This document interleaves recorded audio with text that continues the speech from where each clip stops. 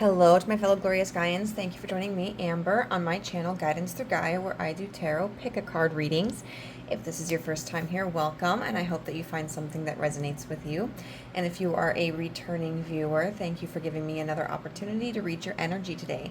I know I made a post about this, but I want to just more publicly say thank you so much to all of the new viewers. I can't believe that as of right now, the last video that I uploaded, although I'm about to upload the next spicy reading, but the previous video I uploaded before that is already at like over 1,000 views. And it's been a long time since I've had that kind of viewership. I've seen several new subscribers, and I just want to say it is truly an honor to even be on anybody's radar. And I hope that you find a warm, healthy, enlightening space here. And to anybody who has stuck with me through the times when I didn't feel as motivated, I really appreciate you just chiming in when I came back. And every comment, every like, every subscribe is just, it's truly humbling and truly an honor. Aside from that, I am open for private readings. If anybody's interested, my contact information is in the description box down below. And if you send me an inquiry, I will send you a list of my services.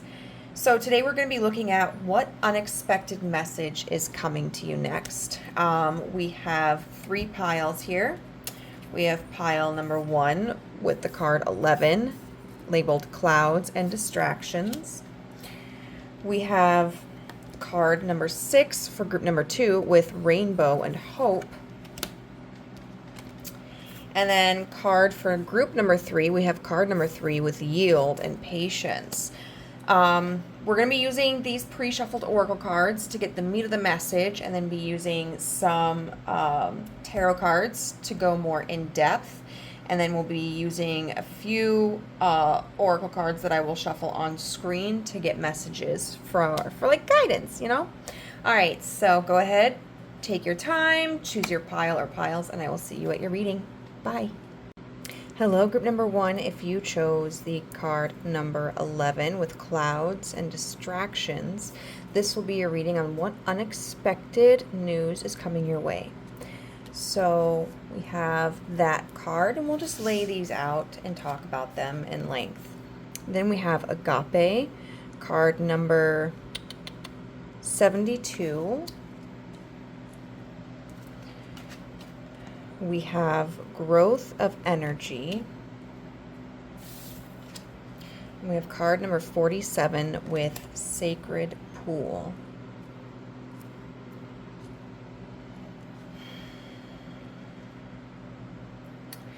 So for you, group number 1, I do sense that this is a conversation that is had with somebody who has very strong feelings for you romantically. And with this reading, I am seeing potentially 2 scenarios. That one, this is with somebody who has previously rejected you, whether it is an ex or a situationship, friends with benefit, or somebody where there was never any kind of physical or romantic relationship that even occurred. For others of you, this could be just a partner or somebody who is interested in you. Overall, it feels highly dramatic. Highly dramatic. But let's break the scenarios down. Okay. So we'll start with the first one, right? If this is someone who has rejected you, I feel that this is an individual who is coming in after a period of time where they've reflected. And they're making a confession. And it's a very conflicted confession. It feels almost as if they're frustrated by even reaching out to express this, because I feel that this person wanted to be able to have more self-control, and it's gotten to the point where they folded.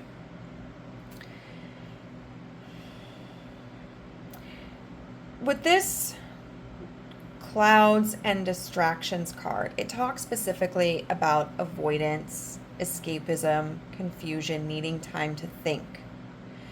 This person may reveal to you that originally they were treating you as a means of escape or a distraction. Or conversely, that they felt that you were a distraction from potentially some other goals that they had. This person may have broken the connection or felt that taking it any further wouldn't have been appropriate given the circumstances they were in at that point in their life. Maybe they were focused on school, on work, their mental health, but they may have felt that being in a relationship with you, whether it actually did occur or whether it was just the potential or the offer of it that they never accepted, could have distracted them from the pursuit of those goals. They also could have felt that they had intended for you to be a distraction. Maybe this is somebody who had just gotten out of a relationship, or maybe this is somebody who just likes flings, feeling in love, passion, excitement, and they may not have intended to settle down. But we've got here with agape.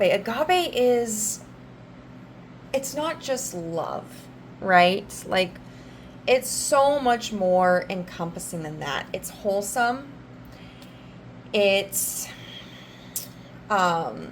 selfless. It's overwhelming. In fact, the booklet describes how it's akin to the word agape, which is an expression of being awestruck, right? And it even goes so far as to describe this card as being somewhat of a spiritual initiation, which I think we can see where we have these candles that are all lined up. I'm getting these two songs. There's one from the musical Rent where it's like, "Will you light my candle?" And then there's another song, I don't know who sings it, but the line that's coming from my memory is, "You can ring my bell, ring my bell."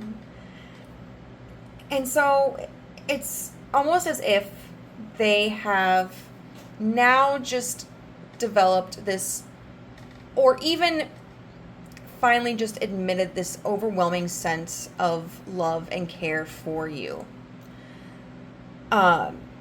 In this, if the two of you have been separated, or even, I guess not, like even if you were still in contact with each other, but the relationship wasn't progressing to the point that you had originally wanted, they were trying to distract themselves from this feeling, right? They were trying to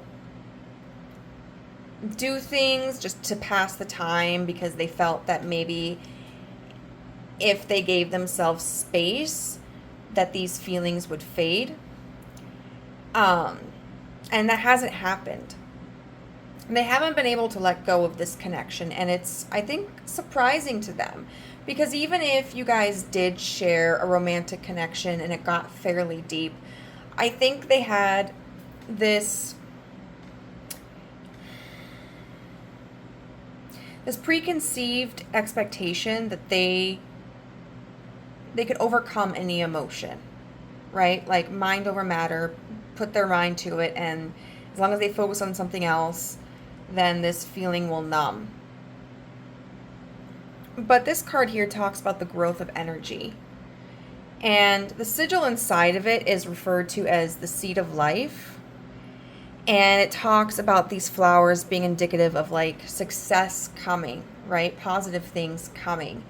It's a card that indicates someone is preparing for the next step and that they're no longer afraid of the future.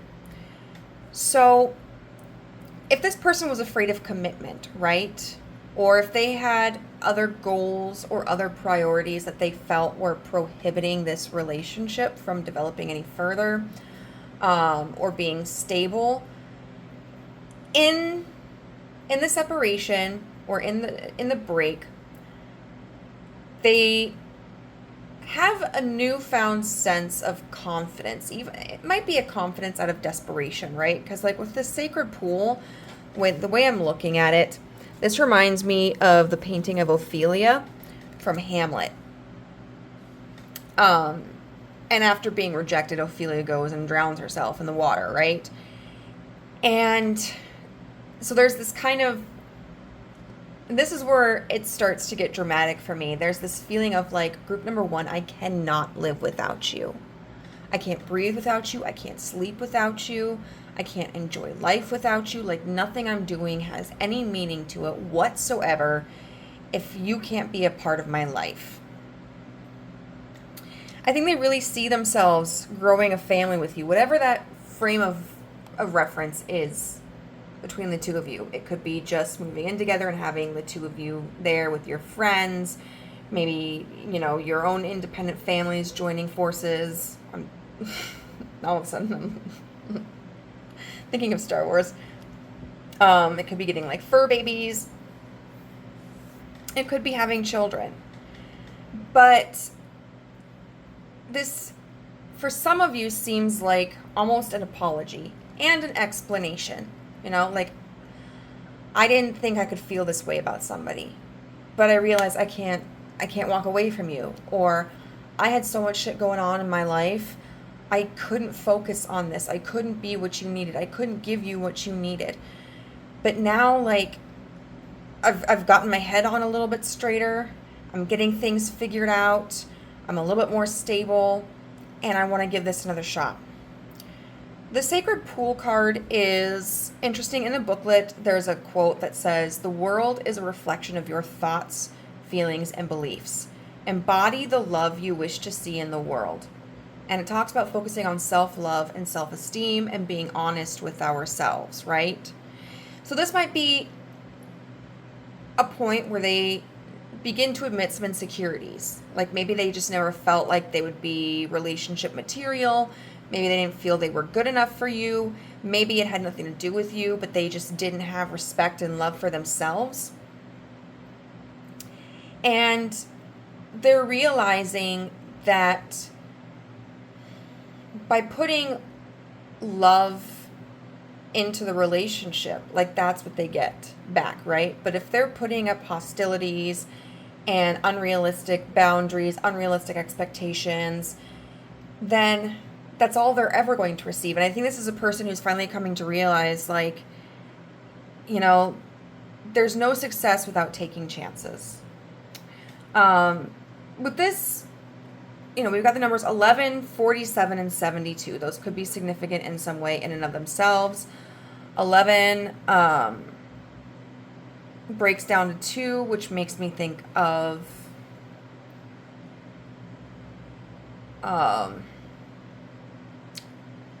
what is it? The Hierophant, which is all about kind of like accessing a higher knowledge. Okay, and delving into the mysteries of the world. For some reason, I'm blanking on what card number 11 is. Oh, come on. I have a booklet around here somewhere.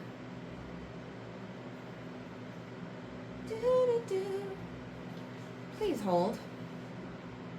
I need to double check what. No, I think that's the Romeo and Juliet. Okay.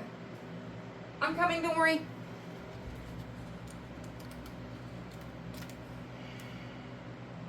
The Strength card. Okay. Strength can be about ego, right?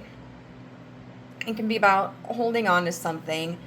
And so I think in part they've come to terms with understanding that prior to this realization of theirs, they were acting out of a place of their ego, maybe like wounded pride, hyper independence, and a avoidant attachment style. But it could also be like understanding that there's this strong bond between the two of you. 47 breaks down to 11 as well. So 11 could be significant. 2 could be significant. And then we've got 72 breaks down to 9, which is the Hermit. And the Hermit is all about taking time alone for ourselves so that we can gain inner wisdom. And so I do feel like for a lot of you, this person is coming in with an apology. They're coming in, rushing in to explain themselves. And they're coming in with this passionate proclamation. Now, for those of you where this is somebody who you haven't separated from, but you haven't also been rejected by, this is somebody who's coming in, like it could be a partner or like a romantic interest who's coming in and they're just like group number 1, I think you're the freaking bee's knees. Like, I want to spend the rest of my life with you. It could be somebody confessing very strong feelings for you. It could be somebody wanting to take the next step, right? Wanting to move in together, wanting to get engaged, wanting to get married. But there's this absolute feeling of like worship towards you, which is, hey, good for you. You know, agape also talks about devotion and a person being in service and unconditional love. And if this is a newer person, you might want to give it some time. Because sometimes a person is love bombing us and they don't even know it. Especially like if they don't know you. But it's okay to enjoy the worship. It's okay to enjoy the praise. Just make this person wait it out a little bit, right? Otherwise, especially if this is like a long-term partner, like they're coming in and they're like group number 1, like you're it. Like you're the end game. It's you, babe. And it's very just so extreme. So I wouldn't be surprised, like, you know, maybe this person's been out drinking, and if this is very uncharacteristic for them, you know, they might be under the influence, they might be high, and they might just be like super lovey-dovey. Otherwise, they could just be ready to like crawl out of their skin because they're like, I gotta lock group 1 down. Like, that's just what I gotta do.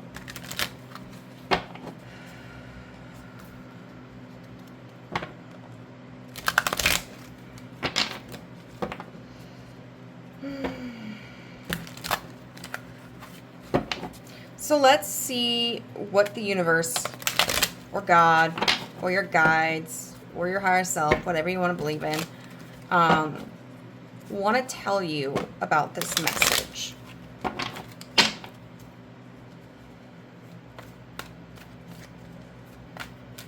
What does the universe want to tell group 1 about this message?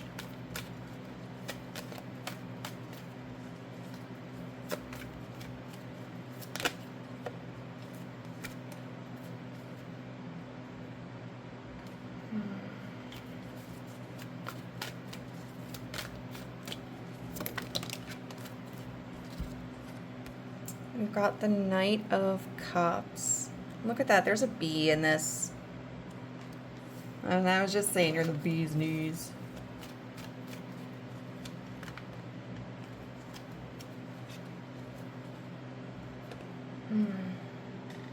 And the Emperor in reverse.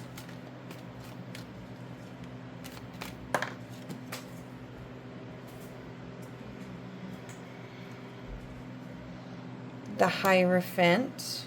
So we're already getting some pretty significant cards here.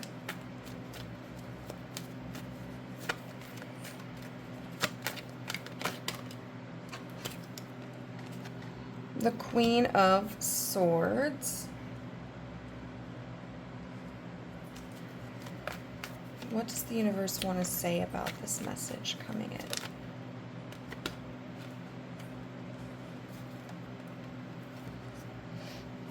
The Six of Cups in reverse. I feel like this is a complex message, so we're going to get some clarifiers. Can you please clarify the Knight of Cups?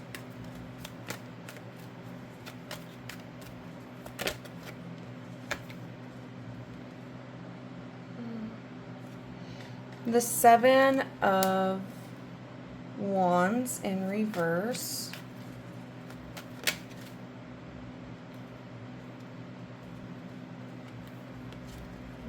Can you clarify the Emperor, please? In reverse. Death in reverse. Okay. The Hierophant.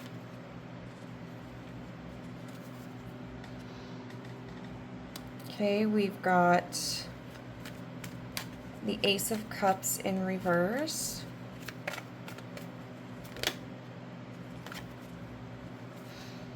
We've got the Four of Wands upright underneath the Queen of Swords.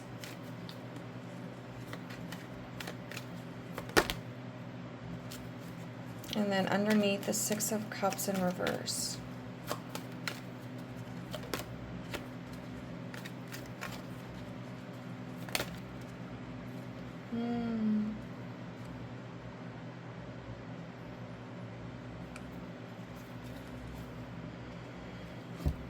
Okay, we've got the King of Pentacles in reverse with the Ace of Swords.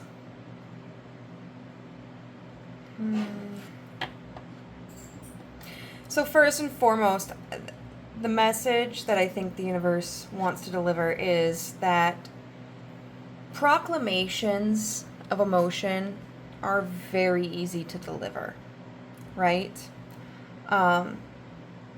It's interesting how with this Seven of Wands, a lot of times we see like a fence, right? But this is a bunch of ladders. And, you know, it makes me think of hurdles, having to climb.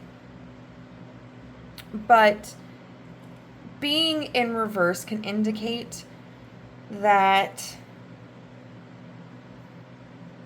there is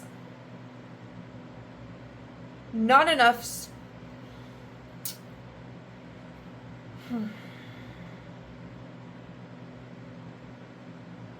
there isn't as much of a challenge. I don't know if that's the right way to phrase it.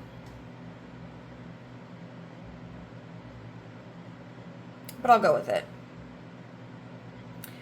Expressing oneself emotionally, saying how we feel, doesn't always present a vast challenge, right? Like, it's really easy to tell somebody, for most of us, granted, how we feel. And that's not really expressing ourselves, talking, that's the first step in a situation. That's the first step of progress. But it's only the framework for what to do next. Someone saying pretty things to you or explaining their past behaviors, that's a good sign. You know, it can be pleasant, it can be rewarding, it can make us feel better, especially if we've been stressed about a situation, or, you know, if our own desires have been to encourage the movement of a relationship. But this situation needs more than just pretty words. And especially if this person has a history of saying things and doing the exact opposite, whether you are together or not, It's going to be more important for you to pay attention to what their actions are. Okay?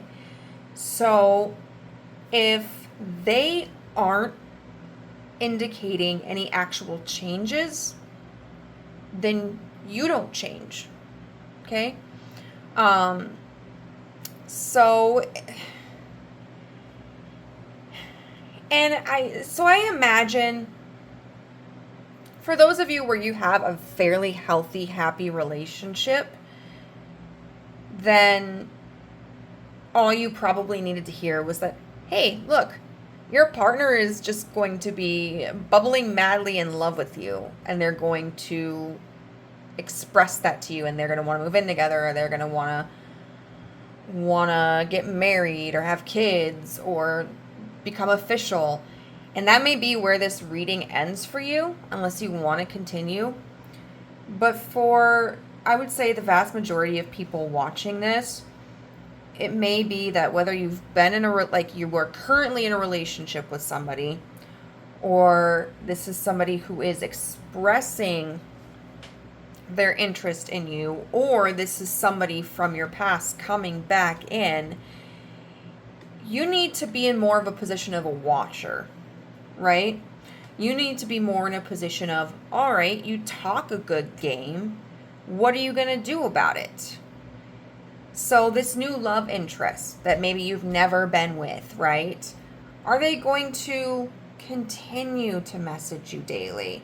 Are they going to continue making time for you? Are they going to integrate into your life? Are they going to try to integrate you into theirs? Are they willing to get to know you? If this is a partner who wants to take things to the next level, but maybe the two of you have really hit some rough patches, understand that becoming an official couple or moving in together or having a baby or getting married, that does not solve anything. That doesn't fix the problem. Okay? The problem needs to be fixed before you take that next step. And if this is somebody coming in from the past, of course, they're feeling these emotions. They're feeling like group number one, I thought I could just fuck around, but I realized I want you. I want to be with you. Okay. So what steps are you going to do to show me that? Or group one, I'm so sorry that I ran away or that I put other priorities above you. I was scared, or I just didn't feel like I was stable in my life, or I, was so stressed out. Okay, thank you for communicating with me. So what do you intend to do? I have a feeling that for people watching this video, you put a lot of effort into situations. You put a lot of effort into relationships. And now the universe is telling you, don't put so much effort in, right? See what happens.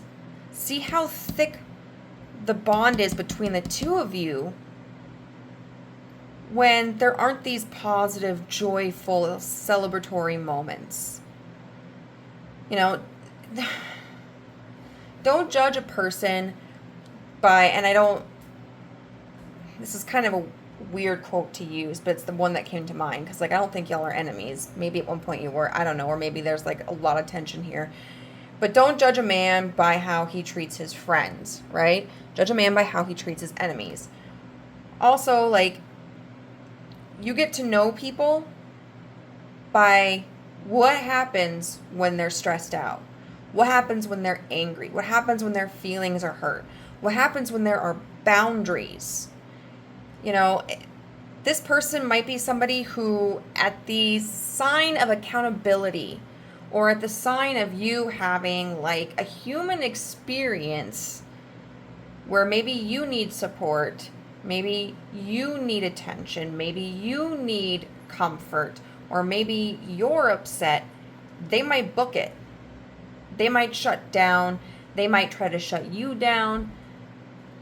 And so it's really important for you to keep that in mind. Don't fold just because the feelings get light and flirty and happy and complimentary. With this Queen of Swords and the Four of Wands here, I think that's telling you to do two things. For one, visualize what it is you want your future to look like, right?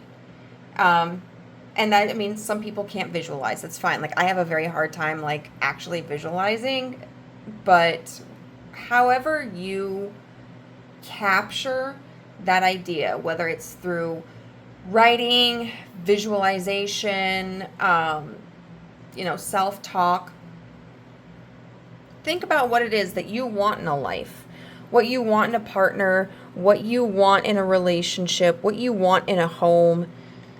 Because I think it's important to remind yourself, especially if you've been somebody who's kind of given in to people in the past, or especially this person, you might need to have something to hold on to where you go, these are the things I want. Can I have that with this person? Can I have that with this person right now? And I think you may also need to communicate boundaries. I don't often see the Four of Wands as a boundaries card. I would say that's more so of the Seven of Wands for me. But we're talking about stability here. And fours are about foundation and about stability. And the Four of Wands is often thought of as like a family card, a relationship card, a home card. And so I think it's really important for you to develop for yourself expectations. What are behaviors that you need from a partner, and what are behaviors that you will not tolerate, right? Especially if this is somebody that you have a history with, or that you're currently in a relationship with, and there might be tension, hostility, troubled times. You want to get married. I would like that too. But in order for that to happen, I need this. I need this. I need this. It's not asking too much. If you need a partner who is more openly communicative with you, you need that in a partner. Like, you're not a mind reader. If you need a partner who gets help for substance abuse, especially like, we were talking about this person potentially contacting you when they're drunk and telling you this. You tell them, you want to get married to me, you want to be with me, you want to move in with me, you quit that shit, you quit that habit, you get help. This is a partner from the past, say, I need quality time, right? Like, first I want us to schedule a day or 2 days for like date nights or whatever. Or I need you to manage your emotions more. Or I'm willing to reconnect with you as friends right now. But as far as lovers or romantic partners, that's something that's not available at this point in time, because I would need to see more commitment from you. Now, this Six of Cups in reverse.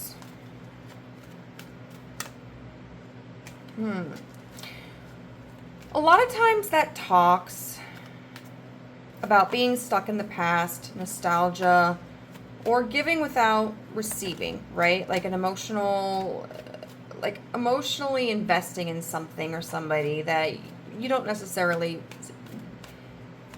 achieve like a return investment. And the King of Swords, I want to know, not the King of Swords, the King of Pentacles.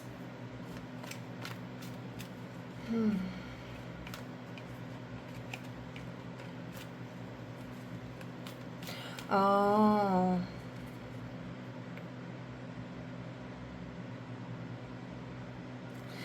I think okay. I'm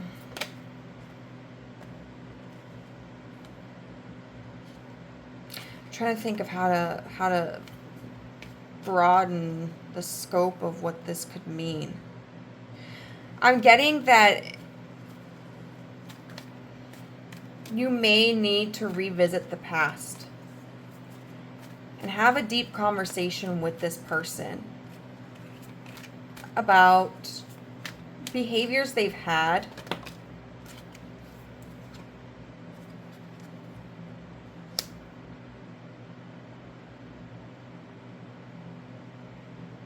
Okay. Yeah, I feel like this is talking about there does need to be a deep conversation about how their behaviors in the past have affected you.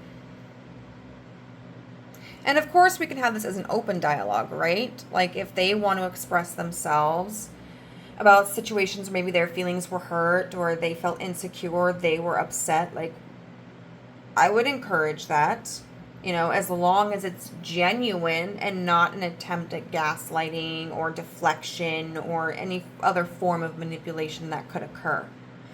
But it seems like with this King of Pentacles in reverse, there were these resources that were removed.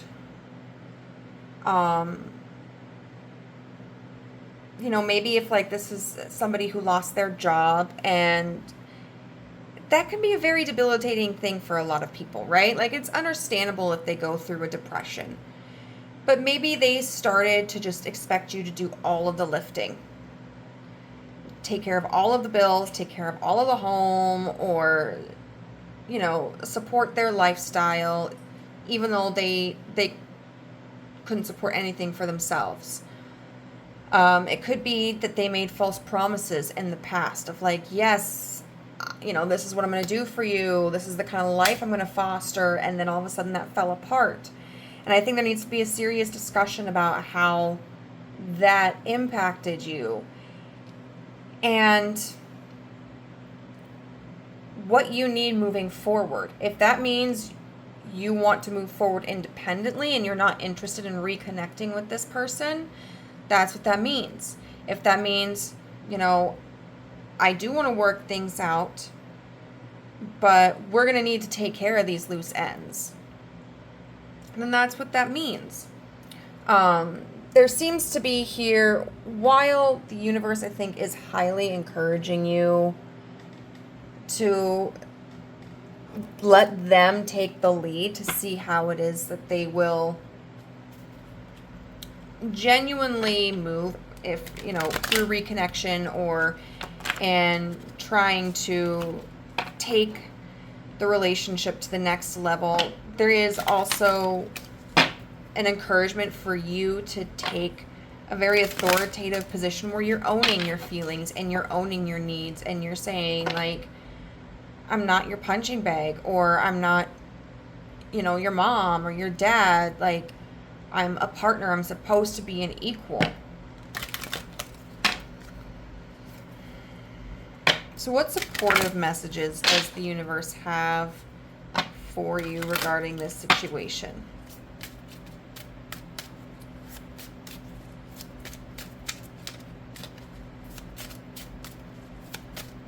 What supportive messages does the universe have?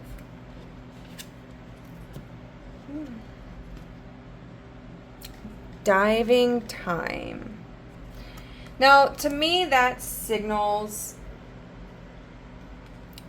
going in deep, like really working through what you're feeling. Not staying in the shallow water. Like, this is not a conversation that's meant or where it's beneficial to just stay surface level.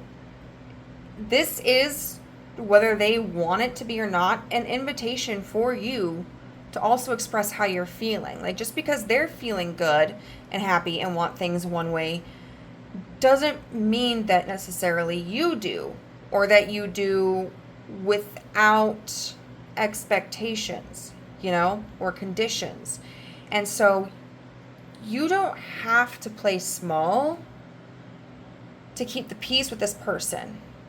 If they want to see this as an attack on them,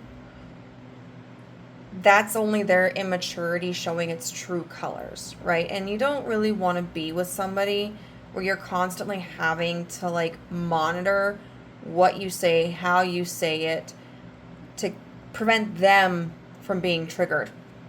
I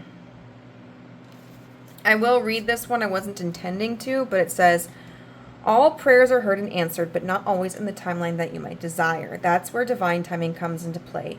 You're being asked to allow the universe room to work its magic. Certain circumstances are falling into place right this very moment to manifest your desires into fruition. Trust that blessings always arrive exactly on time. You'll likely see why your wishes had to wait once they come true, and will feel so much gratitude that they didn't befall you sooner. This is a good moment to pause and reflect on ways that you may not be ready for what you are seeking, or how you can become more ready to receive your heart's desires. Is your desperation or negative outlook keeping them out of arm's reach? Have you actually processed specific experiences or emotions to prepare you for what's ahead, i.e., are you still hung up on your ex while you are praying for your soulmate? If your honest answers weren't easy to admit, don't dismay. Ask your angels to intervene and help you get good and ready as you patiently await your blessed reality. Trust that it is well worth the wait. And the affirmation is, divine timing is working perfectly in my favor. I receive exactly what I desire and deserve, exactly when it best serves my highest good. So if this message doesn't come in as quickly for you as what you would like, first of all, I mean, it's supposed to be unexpected, right? But secondly, it could be giving you more time to process your own emotions and build up your confidence, and set boundaries for yourself, right? It could also be that, a message of, if this person can't accept your needs and your feelings, if they just dismiss them or treat them as an inconvenience or an assault on their character or their life, then, don't settle, right? Like, as hard as it is sometimes when we want to be with somebody, or we think like, well, this is, I've got history with this person. Like, that song where it's like, I don't want to get undressed for someone else or whatever. Like, it's just kind of like, well, I've already gone through the motions with this person before, so at least I know what to expect. At least I know this person is tangible. At least they're physically there. It can be frustrating to think about losing the option, because it is an option. But on the other hand, if you don't communicate yourself, first of all, they may not know truly how you feel, and therefore they can't really work on it. And this is, of course, depending on, like, if you've had a conversation with them in the past or not. Because if you have, then obviously they should know better. But, maybe this person will get their head out of their butt if this is problematic. And you guys will be able to create something prosperous and healthy together. But otherwise, like, it's important for you not to waste your own time and not to put yourself into toxic and potentially, like, harmful situations. Because even though we can't see what's on the other side, when we don't know what other options there are, or we're not ready to let go of a past option, like, there is always something potentially better out there. There's advice here that says, get centered. When it gets to be too much, whatever it is, I close my eyes and return to my center. In my center, I have the wisdom and tranquility of a favorite animal, holding a magical item, floating through space on a piece of furniture. And I think, first of all, this is talking about sometimes when we are in an emotional frame of mind, it's very easy to just kind of jump the gun on things. And so the universe is really asking you to take time. Oh, they both have like this. Well, I guess her hair's shorter, but I was kind of thinking they looked a little similar. No, they're both, dude, that's kind of crazy. Because they're both like shoulder length hair, both got glasses, both have things on their heads. Huh.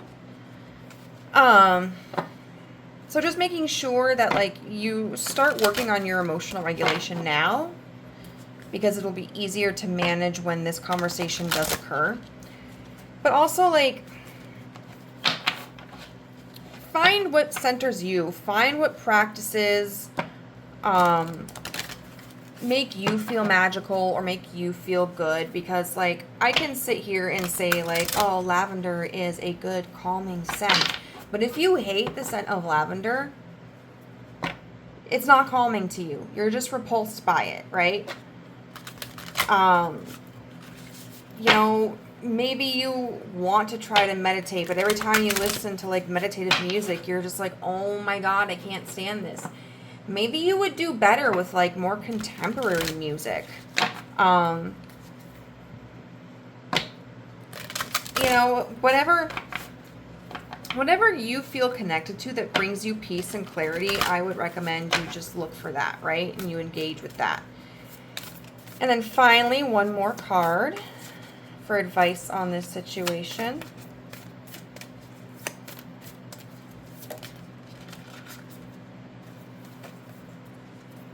And it says, you are a divine fact of the universe. You may have been doubting yourself, group number one, your value, your worth. Maybe, you know, if you felt like, well, are these problems all because of me? Did I do something? Am I not good enough? The universe is saying like, no, first of all, it's a two-way street.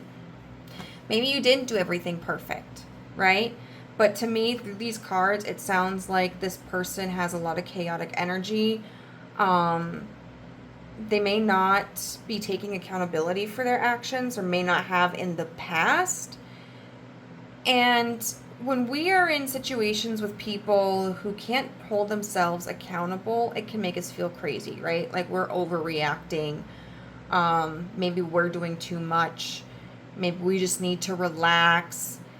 And the reality is, like, your needs are valid. And whether it's this person or someone else out there, there will be somebody who will recognize what your needs are and your desires, and they will be willing to honor them because they just want to honor you. And so you don't need to feel like you're crazy or that you're asking for too much. It's going to be, like I said, very important for you to develop what is necessary for you to feel healthy and happy in a relationship and in a home. And then communicate that with this person if you're even interested in keeping a relationship with them or letting them back in. Because if you settle, here was one thing I was thinking of, right? And I don't really know if this applies to the situation at all, but maybe someone else needs to hear it. As a people pleaser, as somebody who's kind of like a chameleon, when it comes to like in my relationships, like I'm pretty laid back, and if my partner, you know, has requests or needs, like I try to honor that. And it's gotten to the point where I think I have a very vague sense of like identity as to who I am and what I need and what I want. And so like when I do have some things that I need or want, or when I'm rejected, I feel like I've just fallen completely apart. Like my whole self-worth is just shattered because like I thought I was being what you needed. I thought I was being what you wanted, and now I'm not good enough. So I think just creating a stronger sense of identity for who you are and what you need and what you're willing to give is really going to help you in this situation and navigate it. So group number one, I hope that this reading resonated with you. If it did, please let me know how in the comment section down below. If you enjoyed the video, give it a thumbs up. And if you would like to be a part of the family but haven't done so, you can hit the subscribe button and the notification bell so you know whenever I upload a new video. And if you would like to have a personal reading with me, find my contact information in the description box down below. Send me an email and I'll send you a list of my services. All right, bye. Hello, group number two. You chose card number 6 with Rainbow and Hope. And this is going to be your message on what unexpected news is coming to you. So we are going to lay the cards out and then talk about them in length. Now you got 2 of these cards, right? We got 59 with the medallions. Card number 26 with the comic. Card financial security, and number 45 with sad embrace. And I want to talk about these all in length. And also what they mean individually. So overall, group number 2, this feels kind of like a bittersweet message. It is a message that brings some sort of sadness or disappointment to you, but it's a message that also offers a certain sense of hope or being uplifting. For many of you, I feel like this could be a message regarding like a financial situation. You know, we have financial security in the medallion here, right? And it could be about like an inheritance or a job opportunity. And I feel that for most of you in this situation, you're going to learn that either you did not get the job that you applied for, that you were hoping for, or that the amount of money that you were supposed to inherit or the raise that you were supposed to get is not going to be as significant as you had originally hoped. This could be a project where, whether it's like a Kickstarter program where maybe you haven't earned as much money as what you had originally thought. So it could be that the goal wasn't reached, that the project can still move forward, but you may have to delay the release of it or the production of it and find alternative means to accrue the rest of the necessary funds. It could be that maybe you had pitched an idea to like an investor or to a partner, and it wasn't something that they felt was going to be beneficial or maybe the right time for this to go through. They may still want to take you on. They may like part of the idea but want to scrap the other part. They may decide that it potentially just needs more time to sit, and then they're going to keep you kind of in their pocket, right? Like they might reach out at a later time.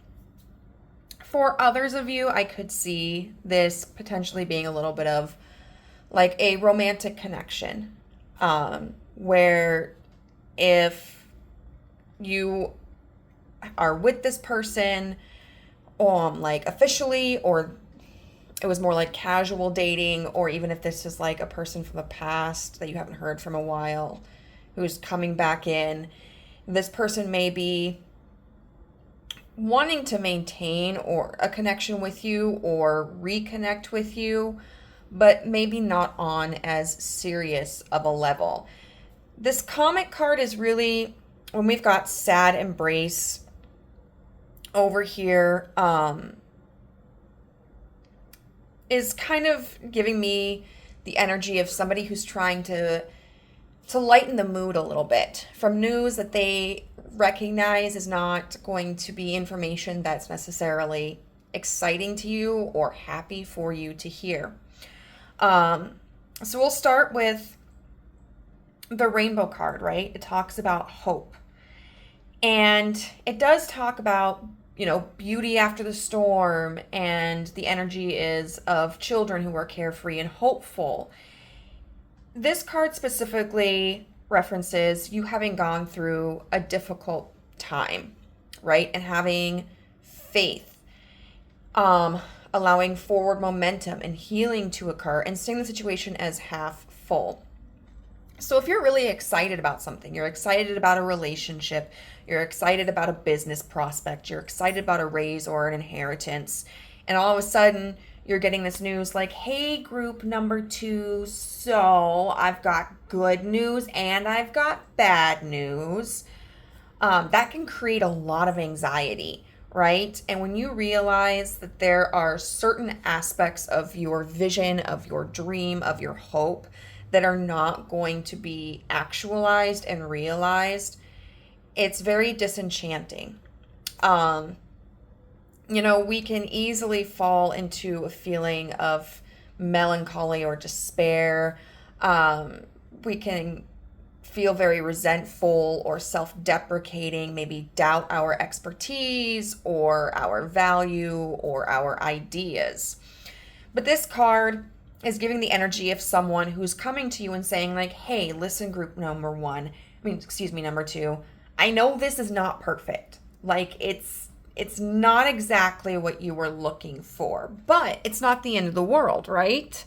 Like, I still want to be friends with you, or I really like your idea, but I think we need to shift it, or I think we just need to hold off on it for a little while. Like, the company isn't really ready, or the world really isn't ready, or, we don't have the funds completely right now, so we're just going to put things on pause and try to tie up some loose ends. Now, with the medallions, we see this person reaching for like this gold object. It's clearly a prize, and this person's kind of been in the darkness for a while. So you may have been waiting on this news for what feels like a long duration. Was it, as long as what we expect? Maybe, maybe not. Sometimes that waiting period, even if the actual duration of time that you're waiting is reasonable for when you hear back, sometimes it still feels like forever because we're so heavily focused. Now, this card talks about heirlooms and amulets and talismans. And it specifically references in the book that sometimes when we receive objects, they may bind us to an unspoken agreement or promise. This card asks you to reflect, like, what are you holding on to? What are the things that you value? And are there other things that maybe you need to let go of? It's also a card of like honoring, protecting, and upholding tradition. So when this message comes through, it's likely because the outcome is a reflection of what other people have had to honor. Okay, so for instance, you might be thinking like, well, this is a really great idea. Why isn't this investor going for it? Maybe it's because with their experience and their expertise, they just don't see this project taking off in a way that is profitable enough for them, right? Or if it's because the raise isn't as high as what you would like, it's because whoever is issuing the raise has to look at how much money do we have to spend on increasing wages within the company. If this is a person who is like a romantic interest, they may be feeling like I have to pull back because I have to take care of my own security. Like, I really value having you in my life, but right now, romance with you is just not something that I want to work on, or I want to put my energy into. The comic talks about being a joker and a clown and a fool, having the energy of being spirited and easygoing and hilarious. This message is intended for them to be forthcoming and honest about what is going to affect you, but doing it in a way where there isn't as much backlash against them, but also to try to just like lessen the disappointment in you, right? Because I do feel that whoever is delivering this message, they value your work within the company, or they understand the importance of receiving that inheritance, how it would affect your life. They understand, like, maybe they appreciate your sense of genius or your sense of innovation or your willingness to work hard towards a dream that you have, and they don't want to squash that, right?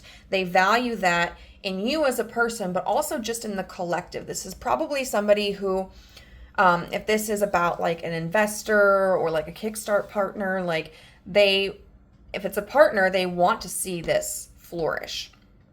They're invested in it too. If this is like an investor, they just may value when people have ambition, right? They want to see more innovation. They want to see more progress. And I think like culturally and socially, that's what they really hold dear. And this is a person who, is a romantic interest or is a partner or whatever. They do care about you. They don't want to hurt your feelings. They don't want you to take it personally. But they also just need to be true to themselves. The comic is described as someone who was able to lift people out of darkness through laughter, and how a lot of times comics, like comedians, are looked at as being like ignorant or lowbrow, but how they actually have genius perspectives because they see situations from afar and don't get caught up in drama. And they could truly be akin to characters like the sage or the magician because they're able to soothe stressed and serious minds, and they aim to heal division. This isn't somebody who wants to fight. This isn't somebody who wants to make you feel bad about yourself. And they may be able to see something that you're not able to. So, for instance, if this is about a raise, they have access to a degree of information about the expenditures that are allowed within the company that you don't have. If this is about like a relationship, they have a deeper understanding of themselves that you may not see. So you may be in like this idealistic view of how you want this relationship to progress with this person, and they're able to come forward and say like, that isn't the reality we can have right now. This is what I'm going through. This is what I need. And I understand this is like a relationship. It does feel like kind of a selfish energy, but I would say I have a lot of respect for this person too, because they are trying to, even if they're not healthy in other ways, like they are trying to set limitations and boundaries for themselves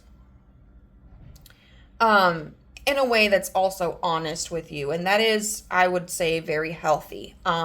It can be hard, like when we care very deeply for somebody, or we love somebody, or we have this vision for what we want in life, and somebody else comes and says like, no, like that's not possible right now, or I don't want that right now, or I'm not able to give that right now. And it's not meant to be a reflection of like your value to them, right? Like, even if this person and you just got to know each other and they kind of drifted away and they realized like group 2 just isn't the kind of partner that I want,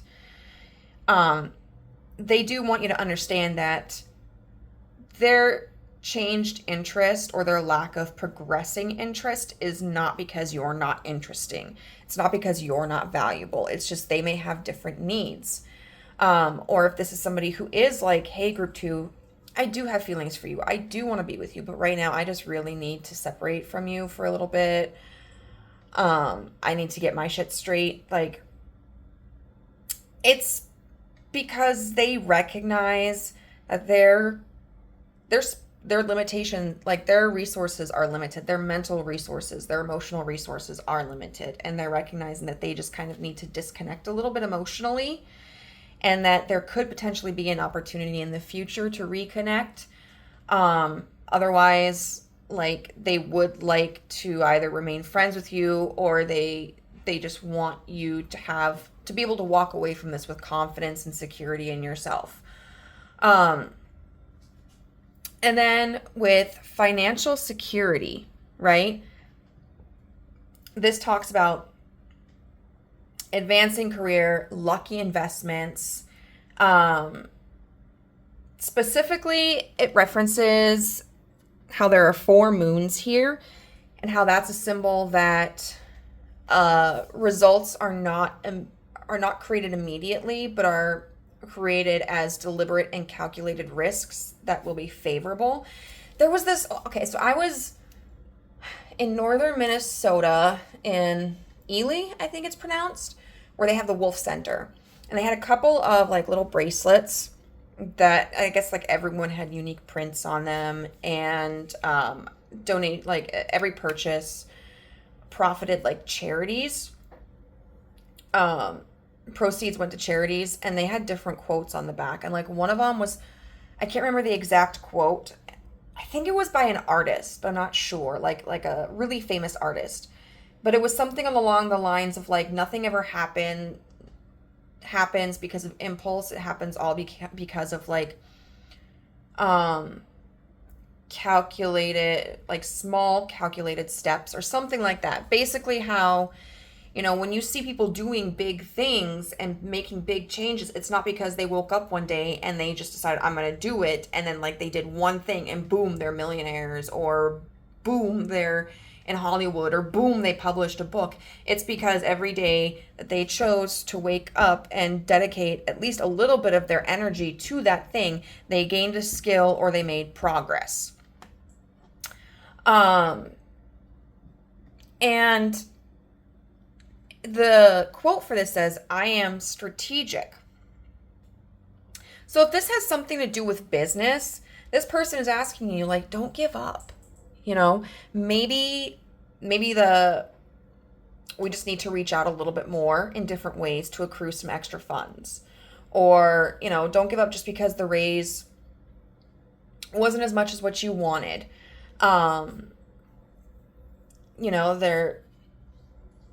These are the ways in which, like, if you had like a review or whatever, they can present that to you and say, this was your yearly review, right? Here are the ways in which you were graded, and you can take this information and utilize that over the next year, and you could potentially get a greater raise next year. Or conversely, like, we have, maybe keep your eyes open for some positions, because there could be spots opening up in management or in supervisor roles or other, different departments that may offer higher wages.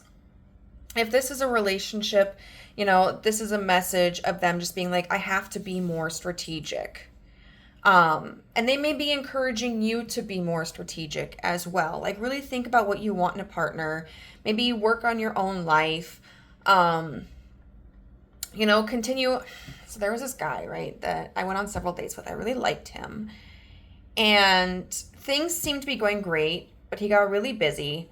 And at one point in time, I just was like, I want some clarity. Like, is this something that you are interested in revisiting at some point when your life becomes a little bit more stable and you're less stressed? Because if you are interested in revisiting this connection, like, I'll wait. Like, I'm okay with that. Otherwise, if you don't have any interest in revisiting it, that's fine too. And I remember it still sticks with me to this day. I'm still a little bit bitter whenever I hear this in my head. But he's like, Amber, I would just hope that you live your life. And I'll tell you what, up until recently, that man was still checking out my TikTok profile. But that, I remember when he told me that, I was like, you know what? Fuck yeah, I will. Fine. I'm going to go traveling. I'm not waiting on a man to make up his mind about me. Like, I'm going to start doing shit that I want to. And then with this, that embrace, the quote is, loss is a part of life. Let's see. My handwriting got really shitty here. Loss is a part of life. Let go and allow time to heal. And this card talks about sometimes loss being for our highest good. And if we can accept that loss, then we can have better and more powerful gains and dreams in our future. And making sure that we allow ourselves to experience feelings, right? And sometimes things are, holy crap, I don't know how I thought I was going to read that.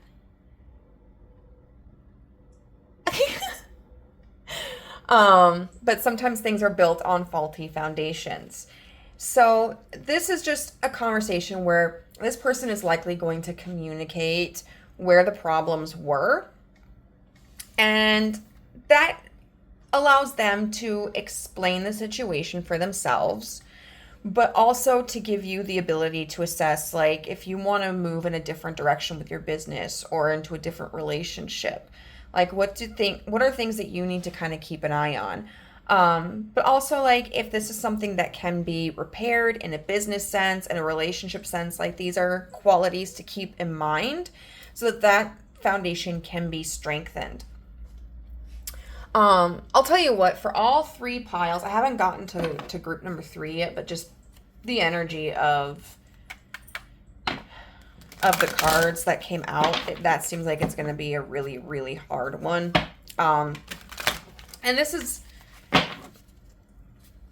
all these messages they seem like they're not necessarily ideal, which is kind of sad. I'm like, man, I want someone to get some, like, really damn good news. Things that just have them bouncing off the walls, excited, like, oh yeah, Amber predicted this. But on the same token, like, I still have a lot to learn about astrology, but we're in Mercury retrograde right now. So that might just be part of the issue. Okay, so maybe as Mercury retrograde passes,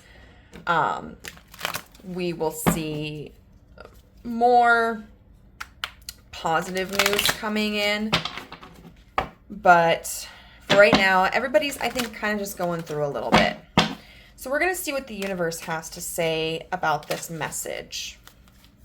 We've got the King of Swords in reverse.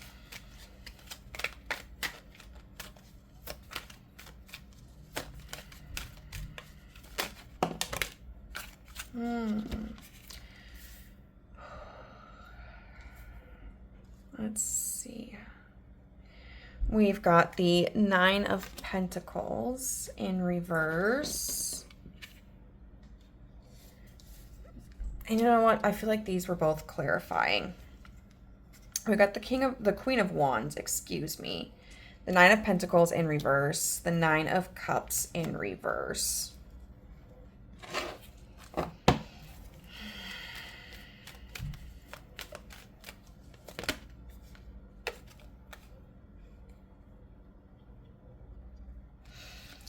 The Ace of Pentacles upright.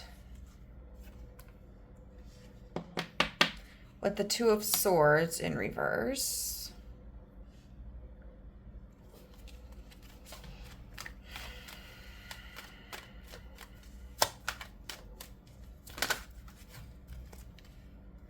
We've got the Queen of Swords in reverse. With the Four of Swords. So we've got a lot of air energy here. We've got the Knight of Pentacles.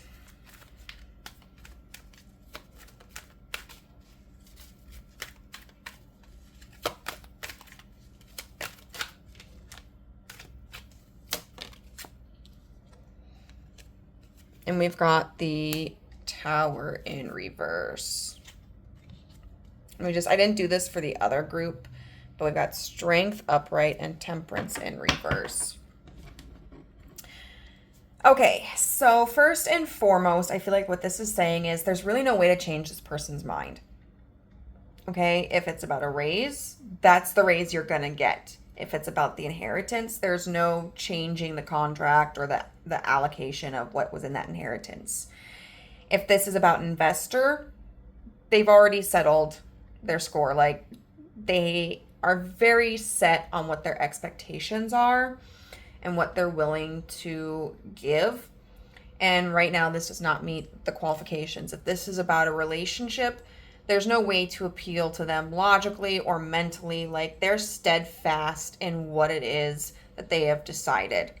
Because with the Queen of Wands here, all right, this is about attraction.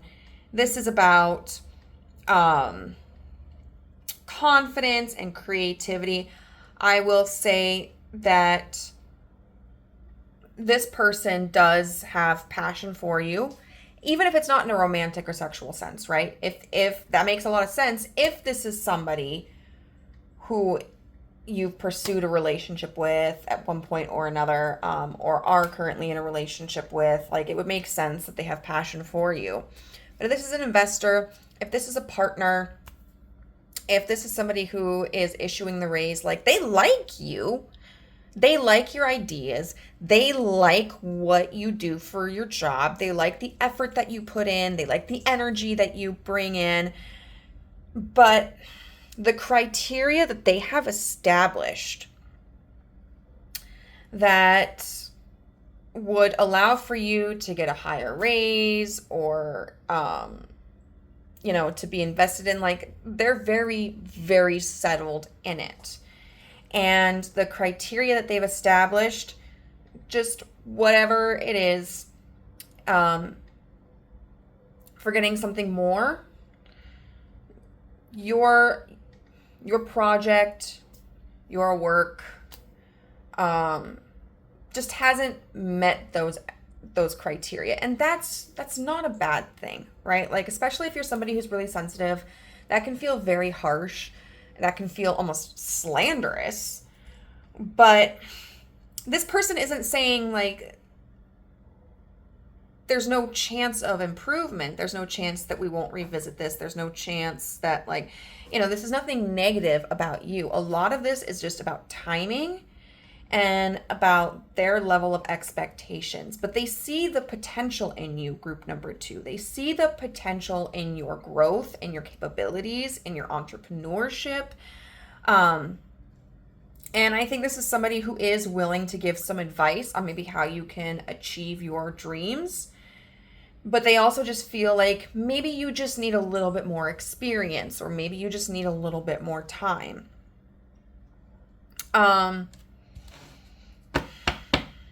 I want to say, okay, I'm getting that.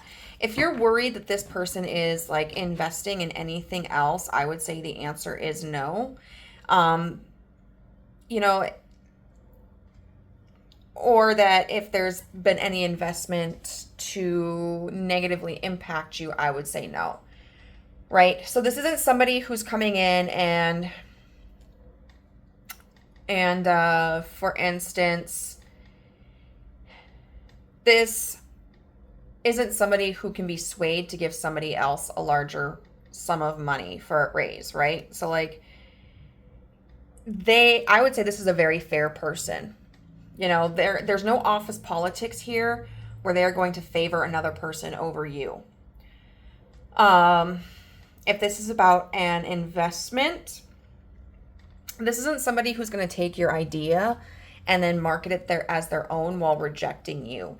This isn't somebody who is choosing something that is less creative, less influential, just because maybe the person who is spearheading that project has a little bit more social influence or a little bit more money. Like, this is somebody who is able to assess a character very accurately and very fairly. And they aren't heavily influenced by charisma or by social position.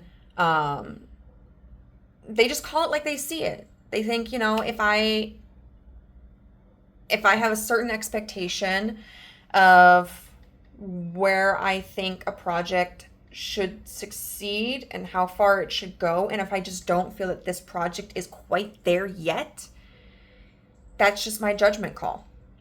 Come back to me in 6 months, come back to me in a year.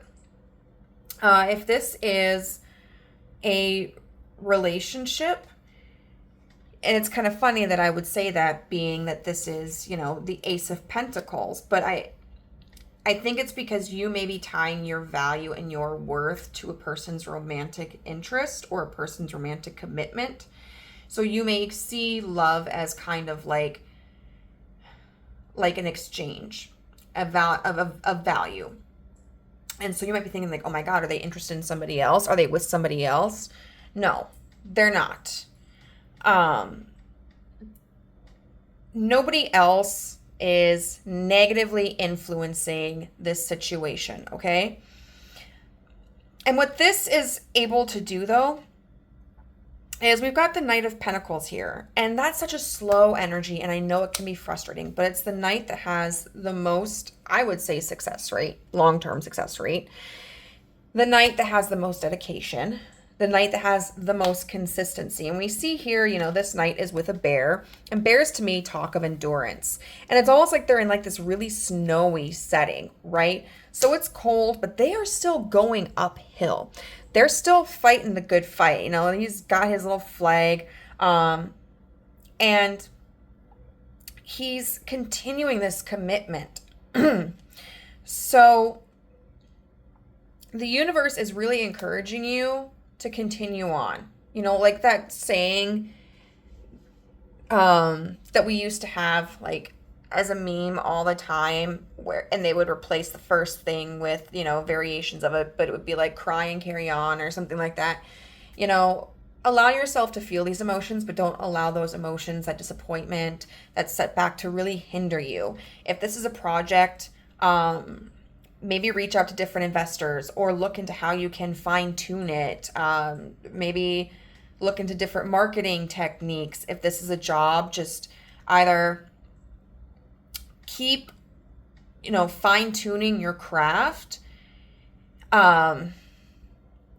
or, you know, trying to get higher up in the ranks. If this is a love interest, like this could be a message of either just allow this connection to kind of be, what is it? I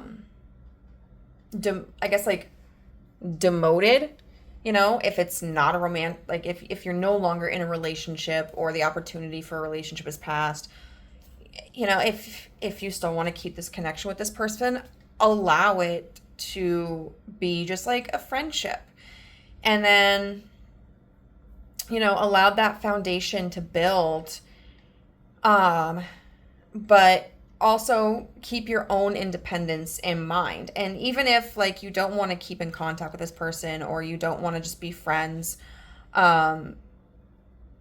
like maybe take what you've learned from this connection and use it to build a stronger picture of what it is that you want in a relationship and what you want in a partner.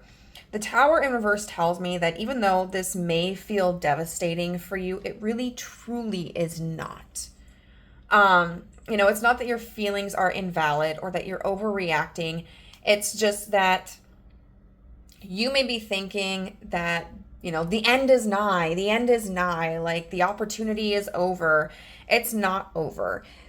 This job values you, and there's always a chance for more recognition down the road. This investor values your idea, and so it's a good idea. Whatever project you've got in mind, it is a fucking good idea. I was thinking of, so when I was driving to the Wolf Center, right, I was listening to NPR radio, and there's this guy who was talking about this new baseball league, basically, that he has started. Like, he's an entrepreneur, and he really saw a market for this over in the Middle East. So he went over to Dubai and was working with the government, and they created like this baseball field, right? And he's, what does he call it? It's like Baseball United or something. Because like the United Arab Emirates or whatever, but also because of like the United States. Because what he wanted to do was he wanted to bring the culture of baseball to the Middle East, but also to incorporate like Middle Eastern culture into it. And he's having to kind of renovate some things, like, you know, some of like they've got like hot dogs and beer on the menu because in the UAE you can sell beer, but he's also included like local cuisine to have at the concession stands. They've adjusted some of the baseball rules. You know, he's talked about how this is like a winter ball, so that people from leagues can come and participate, you know, in their off season. One thing that he mentioned is he said that the way they positioned the baseball field prioritized like the best space for the sun, but because it's all desert where they're at, like he didn't account for the wind. You know, and he really talked about like how he believes in this, and even now like he's invested more than he's getting, right? Like he's kind of losing money, but this is something he's so passionate about and he cares so much about that he is just really trying to work through it. So like like I just want to use that as an example, because like if this is an idea that you really care about, like the universe is encouraging you, like don't take this message as like defeat. It's not defeat. It's maybe a critique. It's maybe a setback, but it's also an opportunity for you to strengthen and improve your skill, your service, your idea, and move forward. And if this is a relationship, this is saying, you know, either one, this isn't necessarily the end of either like the relationship with this person. It just may need more patience. Or two, that doesn't mean you're unfucking lovable, right? It doesn't mean that you're never going to find anybody. It just means that maybe this person or this situation wasn't the right one for you. So now we're going to get into some advice from Oracle.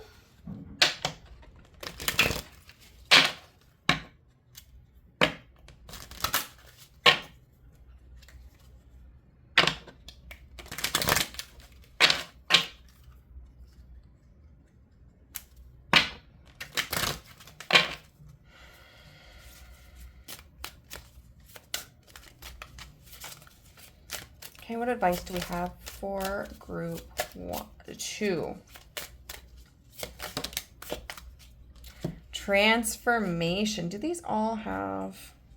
I don't think they all have desert on them. I just thought it was kind of interesting we were talking about over in Dubai. So, you know, notice how this crystal, right, is just kind of like beaming this light down on this woman, and it's she's like bathing in the light. So this is really an opportunity for you to transform. I am going to read from the book for this one. And it says, you're entering into a deep period of transition and transformation, which you are aligning more with your higher self. Even though this is a very positive experience, parts of you may feel a bit of grief or discomfort as you move through this change. Literally what the sad embrace talks about. Good news though, that's totally normal. Caterpillars don't enter their cocoons and just magically morph into butterflies. They are in a dark place, randomly sprouting body parts that they instinctively understand but don't recognize. That's you right now, doll. In that cocoon, you can't see what beauty lies on the other side of the journey you're on. You only know that it feels foreign and frightening at times. Scary, for sure, but only if you let it be. The comic also talks about perspective, right? Your guides have brought this message to you so that you may have the blessing of choosing to view this transformation through a perspective of peace and gratitude. When you can see this process as something positive, it immediately is so. Shed the old to become the new. It's time. And the affirmation is, I feel the universe guiding me with love through a positive transformation. I welcome it with acceptance and gratitude as I know it is elevating me on every level.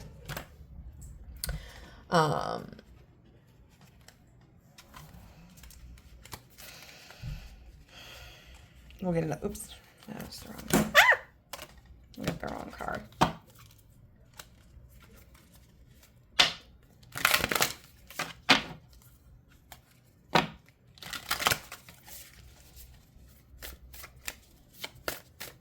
Okay. What message do you have for group 2? Forgiveness. Congratulations, you're being given one of the most powerful superpowers there is. Forgiveness. Imagine that you've been bitten by a radioactive forgiver. The point is, you suddenly have the ability to forgive people for their flaws, their bad days, their unkind moments, and their mistakes. And the best thing about forgiveness is that you can apply it to yourself too. Have fun wielding your new power. But remember, with great forgiveness comes great inner peace.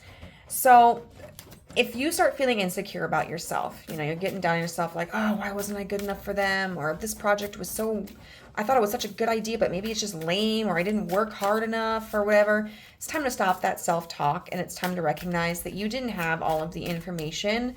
And and that you are only one person. Like most of the time, you can't create success on your own.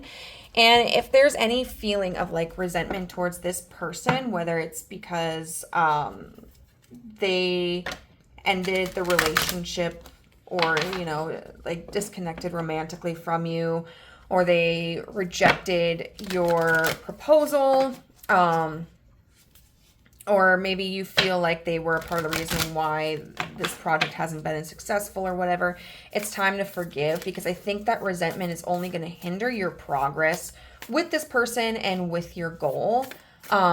It's very likely that this person, whether it's on a romantic level or a financial level, a business level, could still play a big role in like helping you make this successful or helping you achieve this success, but you're going to have to choose to keep that door open. And resentment really only blocks us from seeing solutions, right? Resentment is really a defensive technique, and it can be beneficial. Like, I think all emotions have value and have merit. But when we allow ourselves to just marinate in resentment and anger and frustration, we are really just becoming problem focused and not solution centered. And then it says, I am a light in the world. Absolutely. So I think, you know, if this is in a romantic sense, whether it's with this person or with somebody else, like, you are going to be somebody's light. And in your career, you know, if this is a job, or maybe you didn't get the raise that you had wanted or the recognition you had wanted, I think that there are people within the company who do see the value that you hold. Even potentially like your boss or the person who gave you the raise that wasn't as significant as what you wanted. If this is about your idea, like if you now have a Kickstarter, or like you just are looking for an investor for something, your idea is good. Like, you have good ideas, okay? It just may need some polishing, but there are people who are really going to appreciate your efforts. And I would say even this person does appreciate your efforts. Okay, and they see the value in what you do. So don't give up.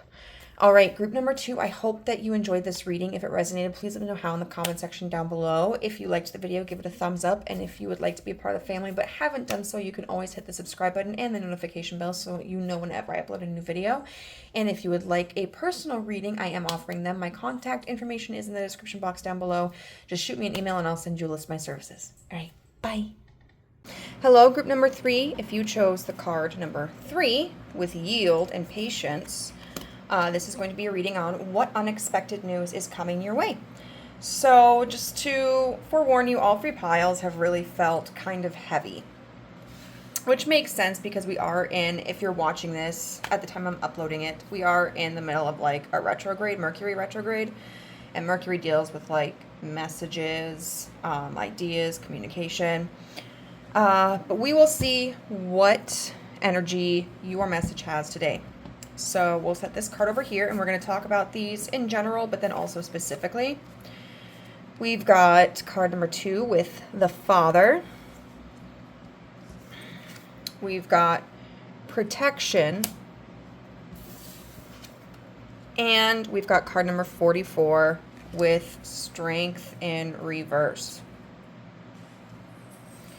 So overall, pile number 3, I would say that this is a message about your father, or a very father-like figure in your life, or a masculine figure. I don't always take that quite literally, but in this instance, I am. And in general, it seems kind of like mixed news. There is like a heaviness to it, and I'm getting kind of 2 situations here. Some of you may have a father who either is in ill health or will have like an accident or fall into ill health, right? The other one, and that, or it could be like a father figure, like an uncle, a brother, a family friend, whatever, a grandfather. Otherwise, this could deal with somebody who may be facing legal complications.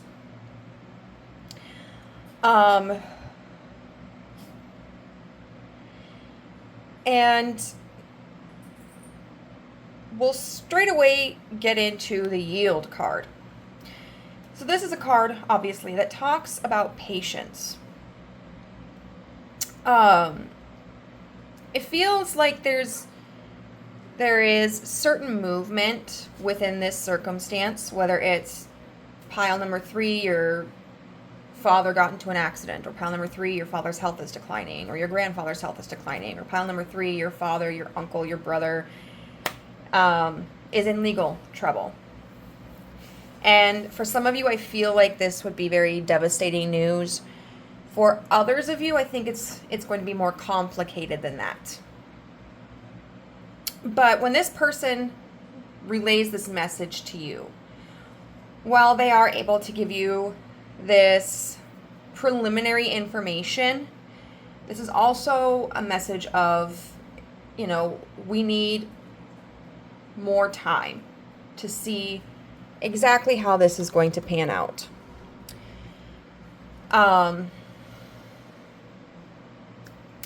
The Yield card talks about patience. It talks about not having the complete picture, because in this image we have a bunch of foliage that's really obstructing what's beyond the sign.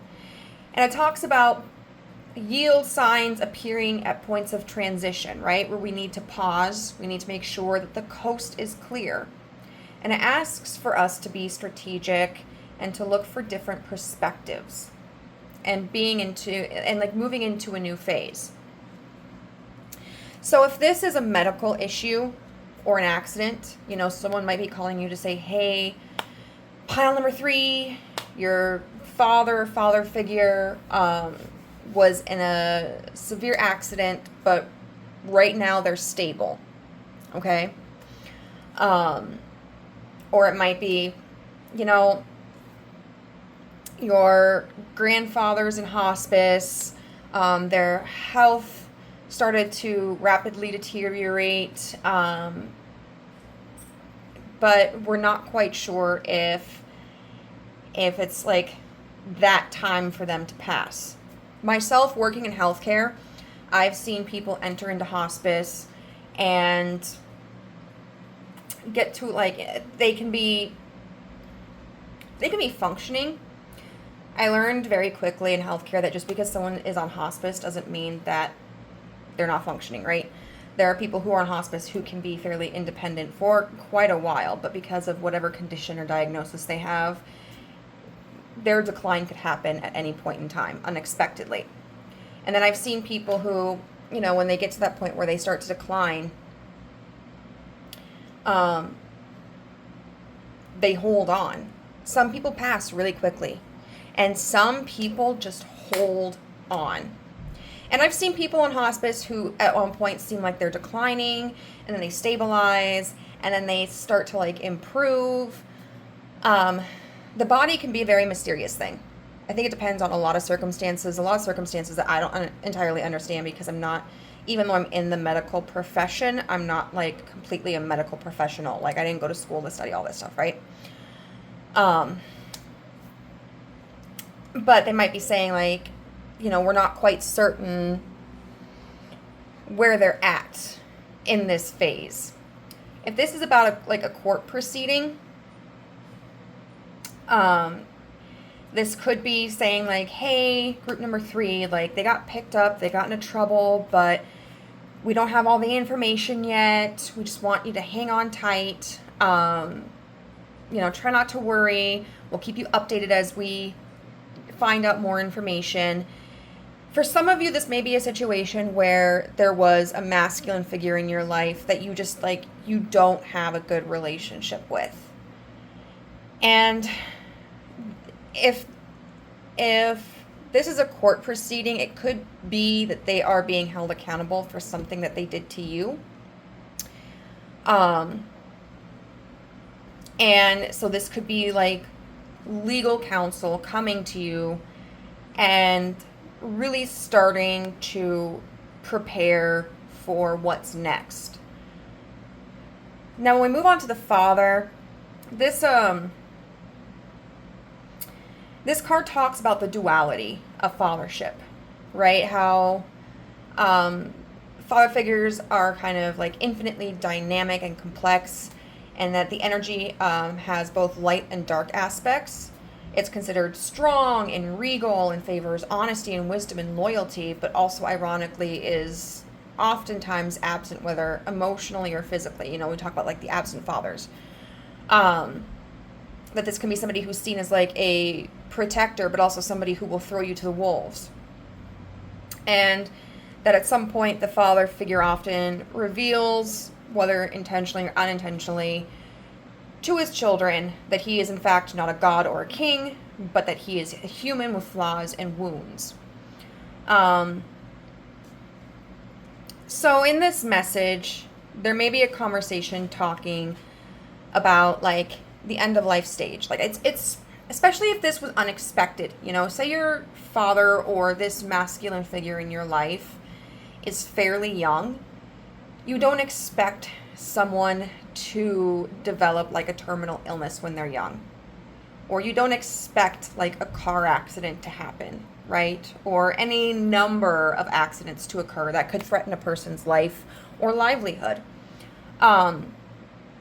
Even as we get older, it can be hard to reconcile that the people we've always had in our lives, our grandparents, our parents, our siblings, our uncles, can get old and can pass. So when we're talking about the duality of nature here, that's simply what it could be for you, is where this conversation is causing you to reconcile with the fact that that you're at a point in your lives, you know, in existence, where people that you care about, who especially are older than you, are going to begin to pass away. Or to become less independent. You know, even if like this is a situation where maybe your parent or your grandparent has to go into a nursing home or assisted living, that can be hard for a lot of people to accept. If we're used to seeing the adults in our life having their own home, working, cooking, cleaning, being physical, having autonomy, being completely independent, having to watch them enter into a facility where they lose some of that independence can be traumatic for everyone involved.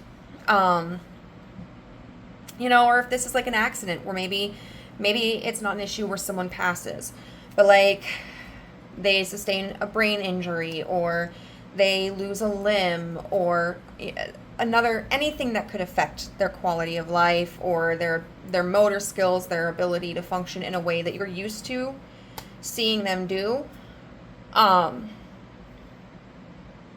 can be difficult. And I think this conversation is really someone coming to you and trying to walk you through accepting that, you know, processing what emotions you're having and explaining the situation to you so that you understand either that this person isn't going to be around any longer, or that they're going to have limitations, but consoling you.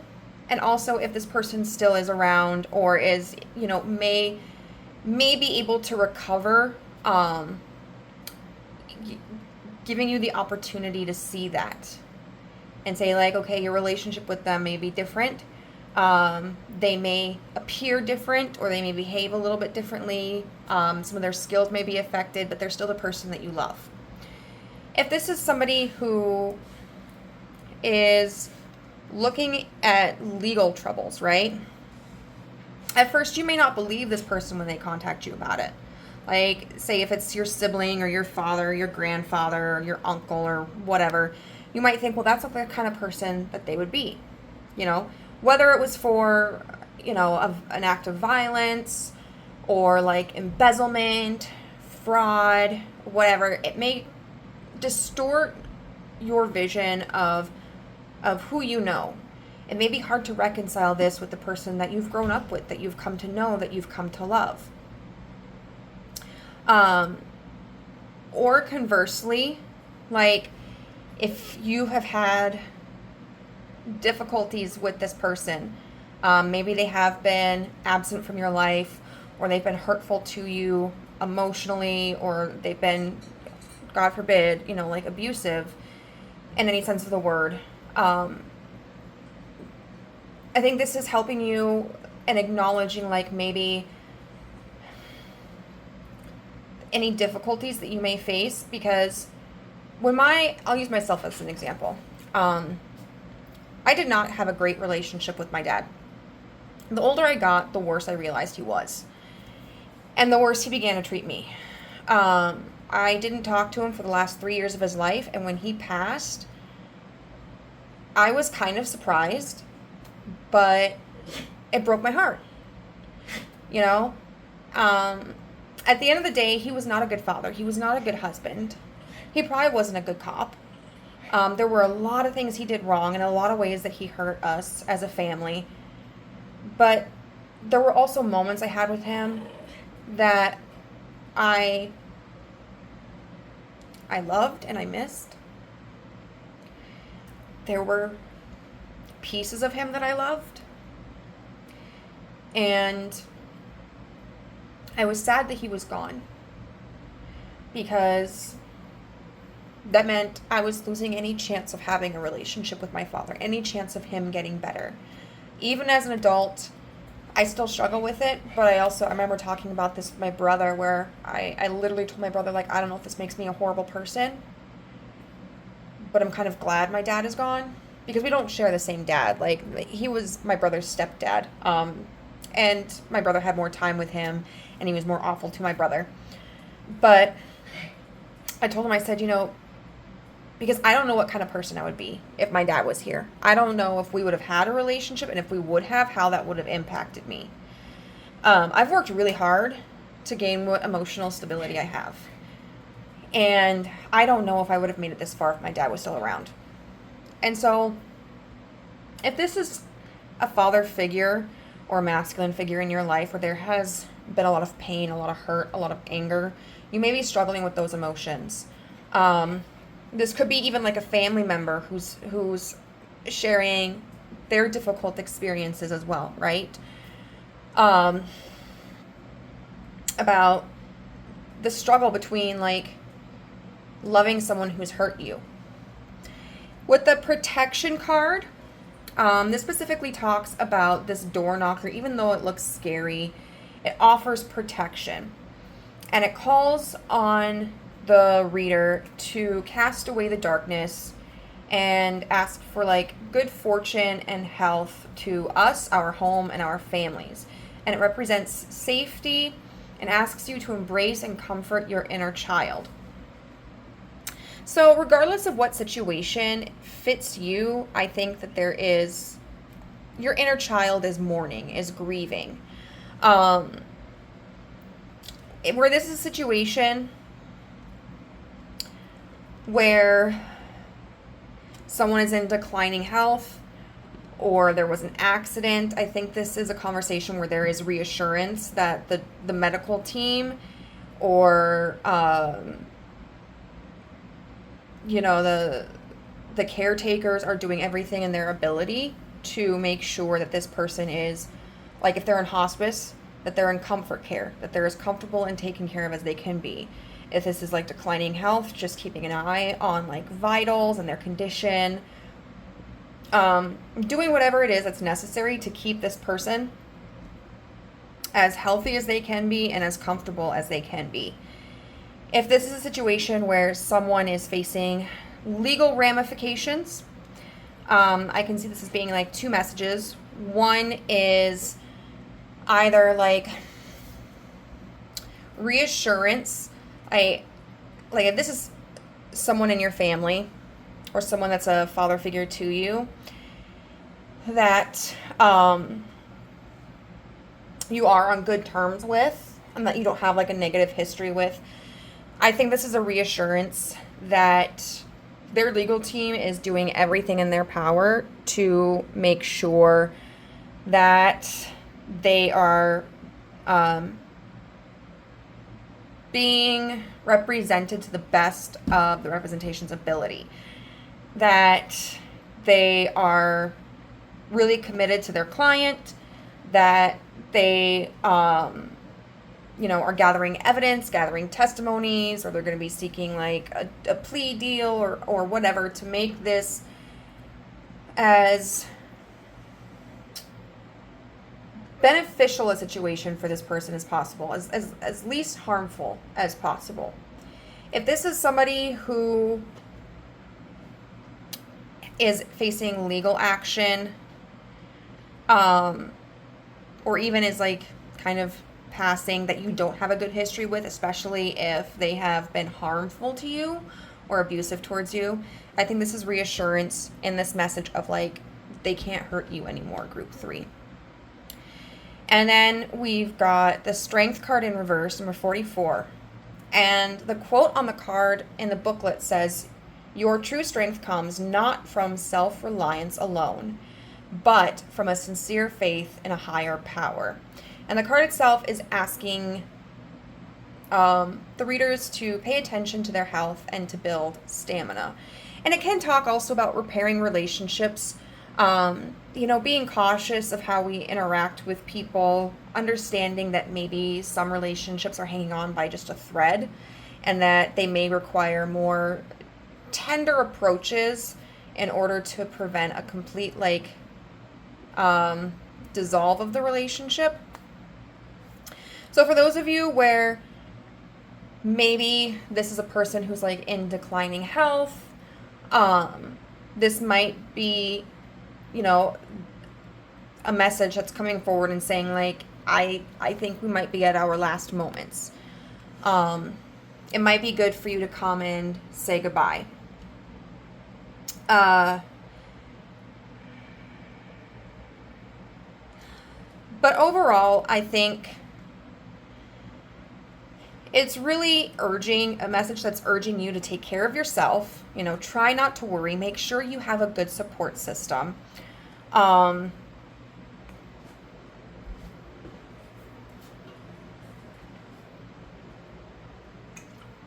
Make sure that you are taking care of your physical and mental health.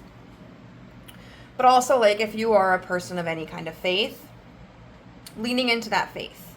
You know, whether you're Christian, Buddhist, Hindu, Muslim, a witch, any kind of faith or religion or belief that you have, really leaning into that. And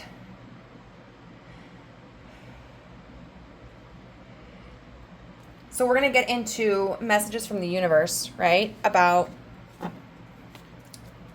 this message. Like, what does the universe want to say about this incoming message?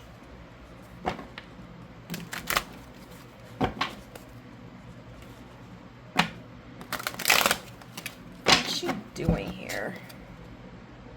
She's like balancing the world, but then like trying to touch her toes. And there's like a tree going on. It kind of makes me think of like Atlas. You know, maybe letting go of trying to carry the weight on all your shoulders, right?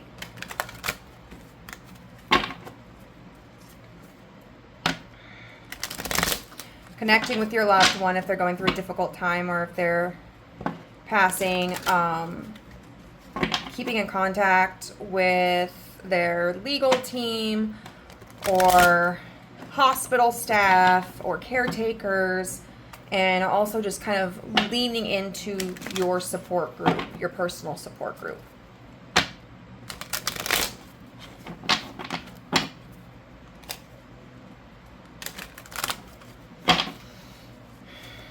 So what does the universe want to say about this message? We've got the Two of Swords in reverse.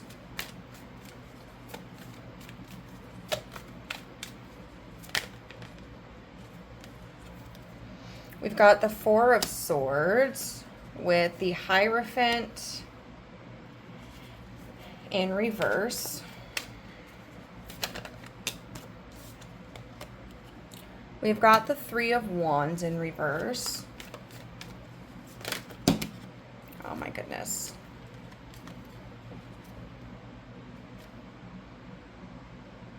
Woo. Okay, you know what? I'm actually going to take those ones that I saw. We've got the 10 of...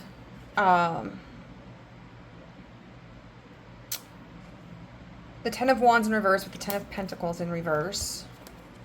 And we've got the 8 of Wands with the 5 of Wands in reverse. The Tower in reverse. And the 5 of Swords upright. Can we get a clarifier for this 2 of Swords in reverse?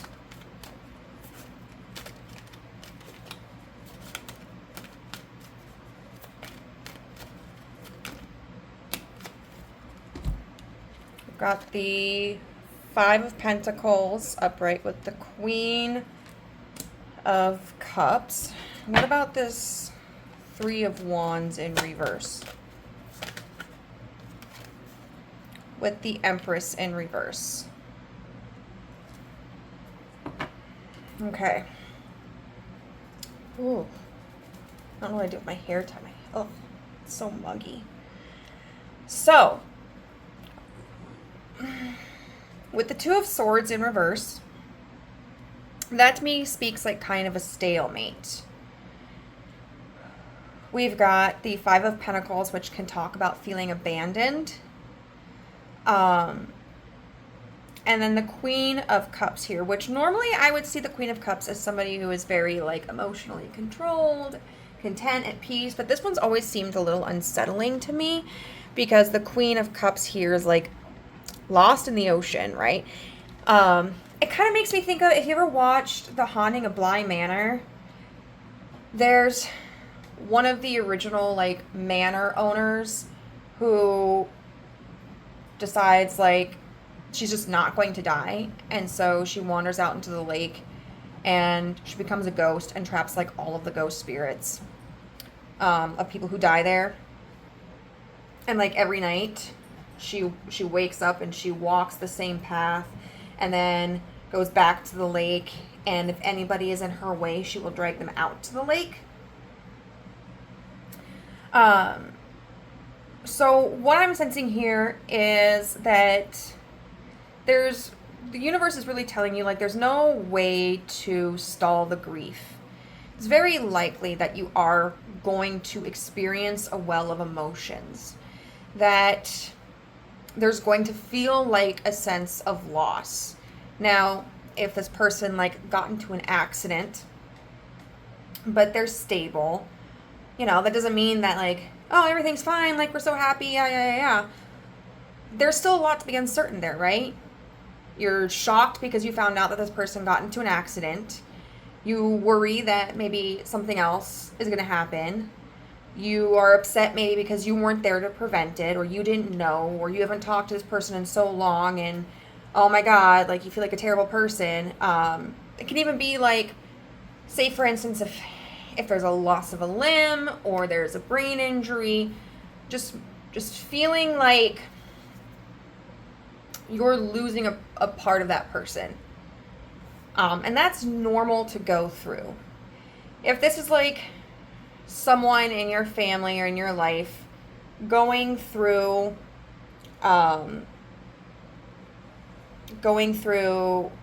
legal problems, you may be struggling because you want to come in and you want to rescue them. And you might be feeling frustrated and depressed because you don't feel like there's anything that you can do. Especially if this is somebody that like you're very protective over or that you're used to having in your life. And all of a sudden there's this kind of barrier between the two of you, right? Like you can only go visit them at certain times of the day, maybe through a screen. And even if this is a situation where this person has wronged you in some way and either they're passing or they're being held accountable for how they wronged you, or being held accountable for something else that maybe didn't have anything to do with you, you may still feel that sense of grief, that sense of anger, that sense of fear. And there's really no way to bypass it. There's no way to turn it off. It's just a part of the healing process. The Hierophant in reverse can talk, when we're looking at the Hierophant, we can look at it as like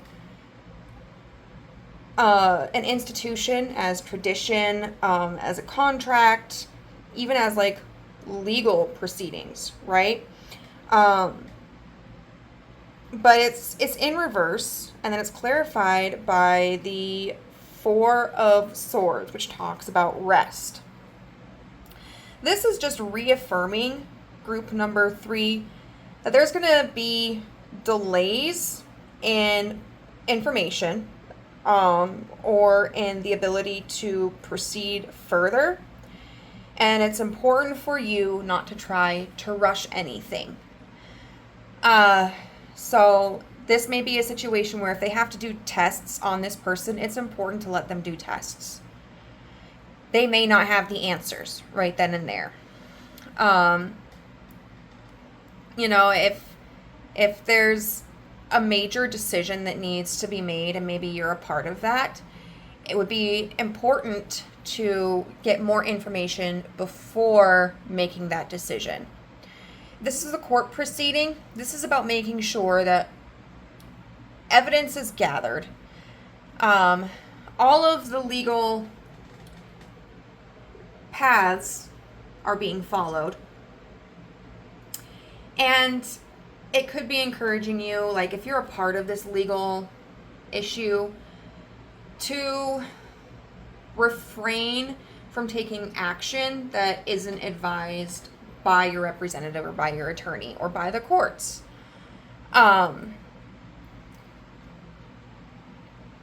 There's this necessity to tread carefully and to give yourself or any external entities time to process things.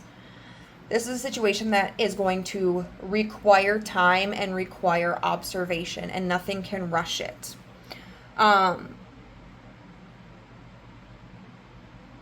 We've got the Three of Wands in reverse with the Empress in reverse, and to me that can indicate that there may be a period of time where you may not get to see this person. Like,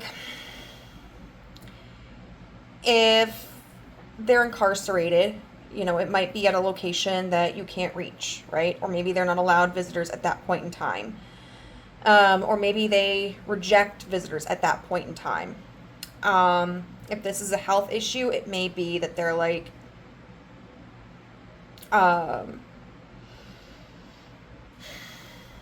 not allowed visitors for a while for whatever reason. You know, or even that maybe they may not be like alert and awake enough to connect with you. And I think that's something that the universe is kind of trying to prepare you for, because it seems like this is going to instill like this sense of urgency in you. Like, you need to know what's going on. You need to be able to see them. You need to be able to talk to them, or you need to find out like what's going to happen right then and there. And the universe is just saying like, that's not going to be possible right now. Either they're going to choose to isolate themselves for a little while. They may not be reachable, or they may not be alert enough or conscious enough in order to connect with you. But I think you will receive an update sooner than what you expect. Even though there's going to be a break, right? There's going to be a time when you're not getting information. You're going to experience, right, like this mental frustration, this mental uncertainty, this agitation. And this could even be talking about there could be some complications that arise. But for the most part, I feel like the Five of Swords is more so representing any concerns or anxieties or frustrations that you have. Because we have the Eight of Wands, which is often thought of as like a movement card, a messages card. I mean, right here it's representing like a falcon or something. And then it's clarified by the Five of Wands in reverse and the Tower in reverse, right? So I think you're going to get news that is going to come in relatively quickly. Not as quickly as what you would like, but it's probably not going... I would say maybe a couple of weeks after this at best. A couple of weeks to a couple of months, but I don't think you're going to be waiting any longer than like 2 months to hear for an update about things. And even that doesn't feel right. That feels like too long. But it just kind of, I think, depends on the circumstances and how close you are to the situation. It might be that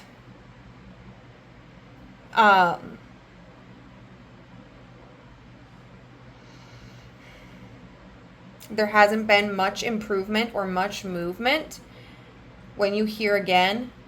But I also think what they're saying is it doesn't get any worse. So now we're going to be looking into oracle cards to get messages, so we get some guidance.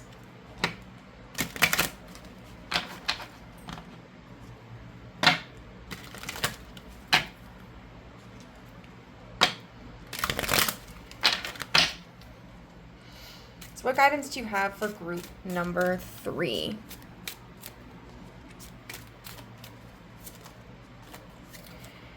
Okay, move through fear. Oh, I love that. I love that. I love that. I love that. Where's the booklet for this one? I'm not going to read out of all of the booklets, but I felt for this card specifically, I've done it for the other piles. So don't allow the nagging voice of ego dissuade you from the visions you hold in your heart. You are being guided to take action on something, and it is imperative that you have greater faith in yourself than you do in your fears. Remember, we talked about this strength in reverse card really talking about maintaining faith. Your angels and guides would not offer you inspirations and ideas that would lead you anywhere other than your highest and greatest good. You are not alone as you move forward fearlessly toward your goals and aspirations. Please feel your guides with you now, helping you to take the steps and break through the barriers of doubt. So if you are, again, any type of religious or faithful or spiritual person, it's very important for you to rely on those entities or those teachings. Whether you believe in God, whether you believe in gods, plural, whether you just believe in things like meditation, the universe is really wanting to show you support now. The things that instill the most resistance within us are often the things that we must embrace the most. Ask your higher wisdom and your angels to help you understand what it is you truly fear, as it is likely not what you are consciously connected to at this moment. So you could be thinking of, like, you know, why are you afraid of this person passing? Why are you afraid of this person sustaining a major injury? And I think that's just part of the grief process. Like, you know, if we think about, like, well, duh, Amber, you know, we love our grandpa and we would be sad if he's gone. But maybe being able to think about what you're afraid of losing when you lose your grandpa will give you something to hold on to in hope and in faith, and if nothing else, love. Like, one of my favorite things about one of my grandpas, I lost both of my grandpas when I was fairly young, but my grandpa Peterson, I was always a grandpa's girl. And one of my favorite memories with him is I would always be like, Grandpa, when are you getting rid of Grandma? And he'd be like, oh, I'm going to get rid of her tonight. And then later he'd come back to me and be like, Amber, it's supposed to snow tomorrow. And I can't do that to Grandma, so I think I'm going to keep her around for one more day. So even though it was hard to lose him and I missed him, I still had, like, those moments to hold on to. If it's something like, you know, someone struggling with potentially life-altering injuries, it's natural to mourn that part of someone that you lose as like a loved one. But are there other ways that you can celebrate them still being around? Because even if they're not exactly the same as before the accident or the illness, they are still them as well. And I sometimes like think that we can forget that. It takes an adjustment period, I would say, for both sides, you know, but the person that you still cherish and love is still there. If this is somebody who is looking at incarceration, you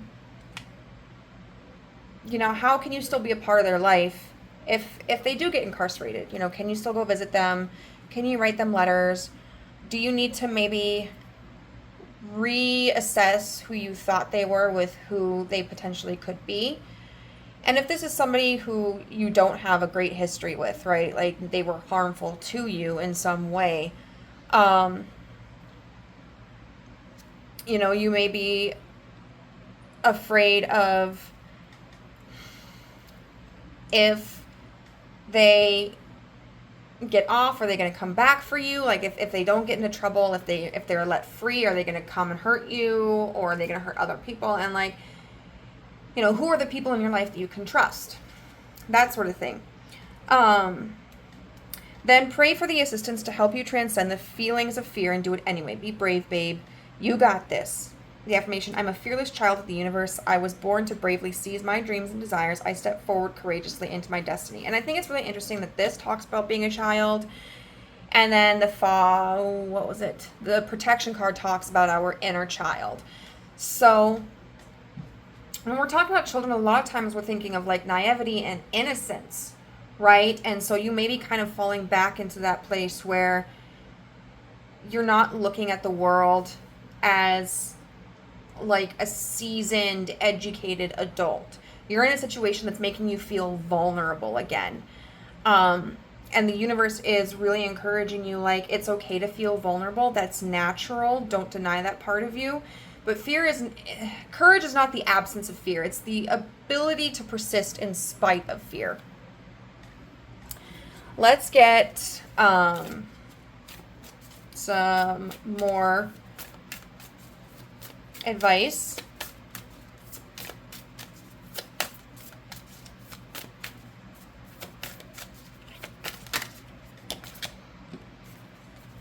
Says gentleness. I speak with gentleness and I listen with gentleness. I align with the gentlest part of myself and I take joy in being receptive, open, and unafraid.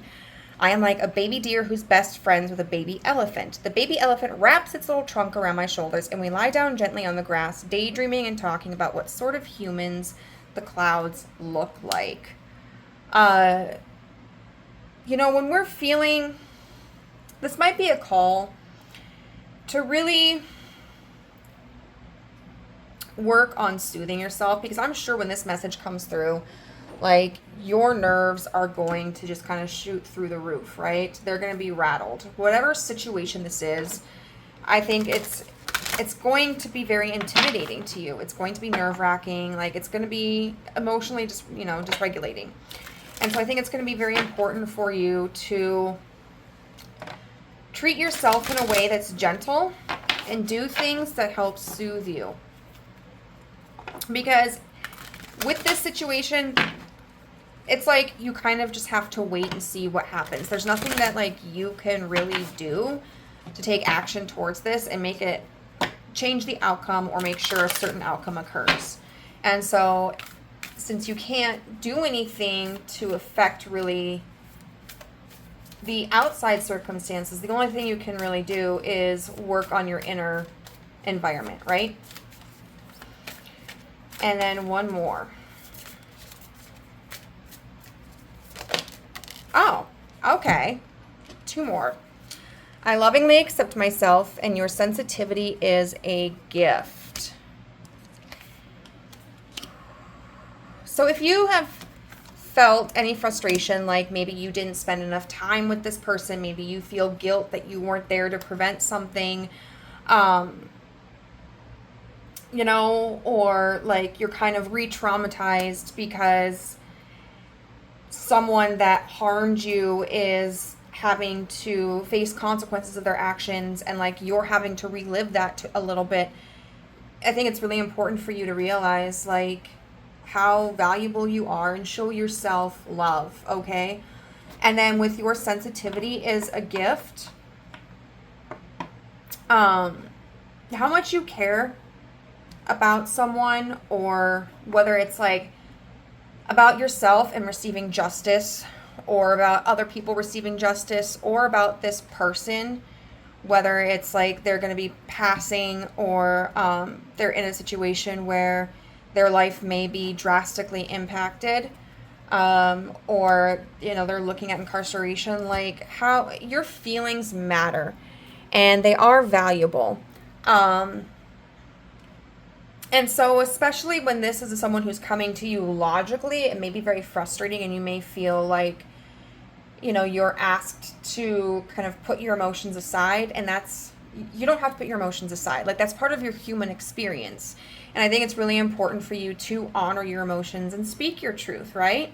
So group number 3, I hope that this resonated with you. If it did, let me know how in the comment section down below. If you enjoyed the video, please give it a thumbs up. And if you would like to be a part of the family, you can do so by hitting the subscribe button or the notification bell to see whenever I upload a new video. And if you would like a private reading, my contact information is in the description box down below. Bye.